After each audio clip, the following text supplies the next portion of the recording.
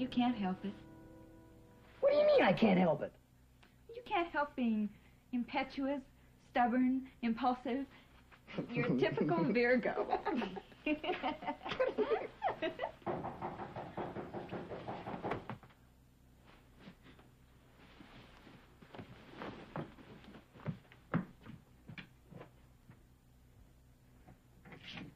All right, all those who can't sleep into the middle of the room, please. Oh, hi, Rod. We are having a living room picnic. Come, Rita, I'll show you what we're having. It's 2:30 in the morning, right? This is your husband? Oh, Liz. Now, here we have a clean tablecloth. I washed it myself. Also a candle, that's for atmosphere. Cold cuts for sandwiches, and one admittedly old pickle. Sorry. Oh, wise brother. He who can think of food at a time like this is wiser than the owls in the trees. Here, he went to college. You know, I heard that. No. Well, we've been up for, you know. Since before we went to bed? I think it's in the 90s out there. I've never been so hot. Has to be 80 at least. Oh. North are giving me an illustrated lecture of the stars. There. Oh, yeah? Movie stars? No. It's how to get in a fight with your wife. Hey, how's Rachel? Well, I think she's all right. Did she get home to the Carsons okay? Well, I talked to Elliot tonight. He didn't say much, though. Ew.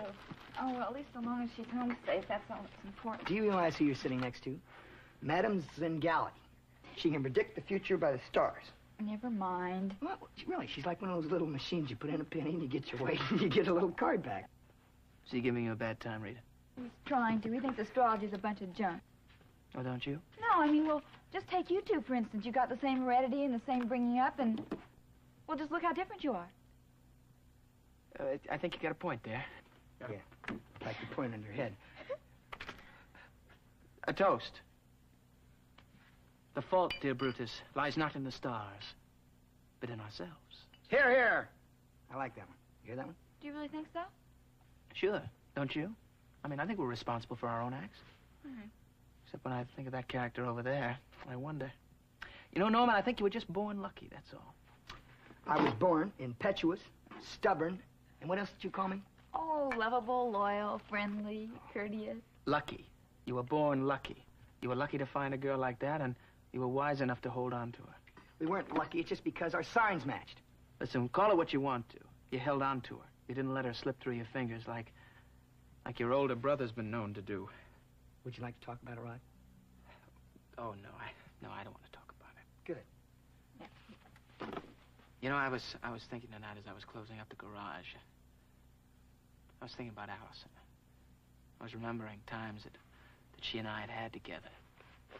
Times when we walked on the beach. And then it dawned on me how much she and Rachel were alike. How their lives seemed to be so close in so many ways. I must love both. Oh, well, that's wonderful. Thank you very much. That's wonderful. A brother comes over here to talk to his brother and his sister-in-law, and this is what happens. I think that's terrific. I think that's terrific. I appreciate this, and I'm allowed to come over here at any time and talk to you about my troubles. You're rude. You understand that? Rude.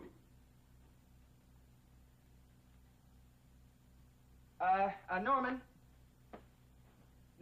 I kicked over the candle, and I've set the tablecloth on fire, and now the carpet's on fire. Oh!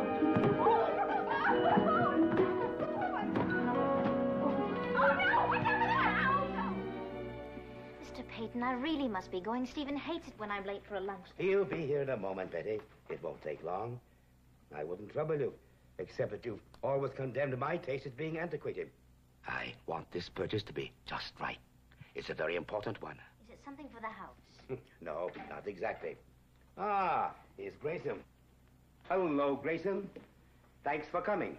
Mr. Peyton, you're looking extremely fit. I was led to believe That I was breathing my last. Well, something like that.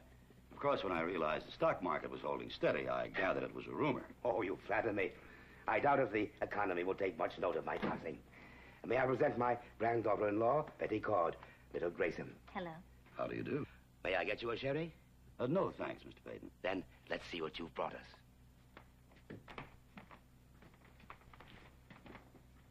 Mr. Peyton. Oh, Betty, I want you to help me select a gift for a very lovely young lady. Shakespeare said, silent jewels do more than quick words to move a woman's mind. That depends upon the woman. Perhaps. Show us some pendants. Are they still wearing them, Betty? They.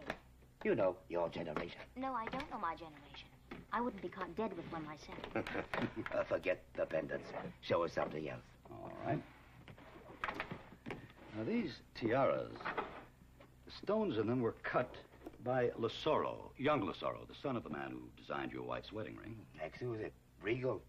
How do you like it, Betty? It's beautiful, but hardly the sort of thing you'd wear more than once or twice in a lifetime. Good point. No use giving people jewels if they're going to remain forever in a velvet-lined strongbox. Perhaps something a bit more informal, but of the same quality. Mm-hmm. Now, these are antique jade. Now, we've traced them to a 17th century Chinese who lived in Europe. Notice the delicacy. The figures are from Oriental mythology. Distinctive. Well, the carving could never be duplicated today. Betty? Well, I'm really not much help, Mr. Peyton. Jade is sort of a taste that you have to acquire. So it is. Betty, if you were picking something for yourself, what sort of thing would it be? If? Pure supposition. Well, I don't think the gentleman would have any bracelets, the kind that are not in fashion. Oh, the people who wear them make the fashion. Not what it is. Have you any bracelets? Not as such. Nothing out of the ordinary, that is. But I do have something that just might interest you.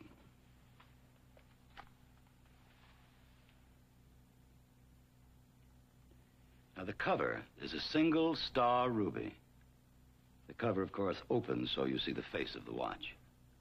The collaring is 42 perfectly matched diamonds. Magnificent. You realize, of course, how unique a piece it is. I know a $10,000 watch when I see one. I presume this is more nearly the sort of thing you would be caught dead in, Betty? I'll take it. Have you considered, Grayson, the absurdity of jewelry? Imagine a civilization as advanced as ours, still parading about in amulets and charms. I'm afraid the women of the world might disagree with you.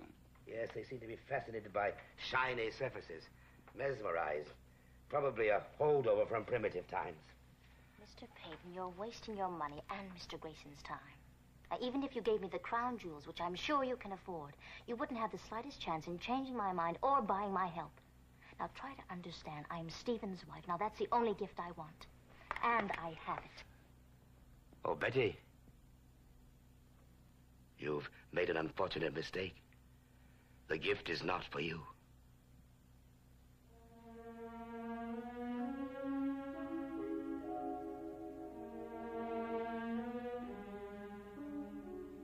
But I thought you said... Yes, a very lovely young lady. I'm sorry, Betty. It's for someone else.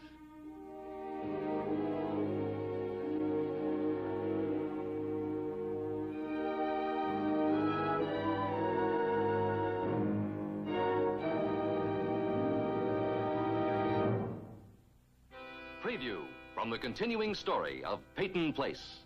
You've accused him of being incompetent. And wouldn't it be strange if he really were? You think I lied to you about everything, don't you?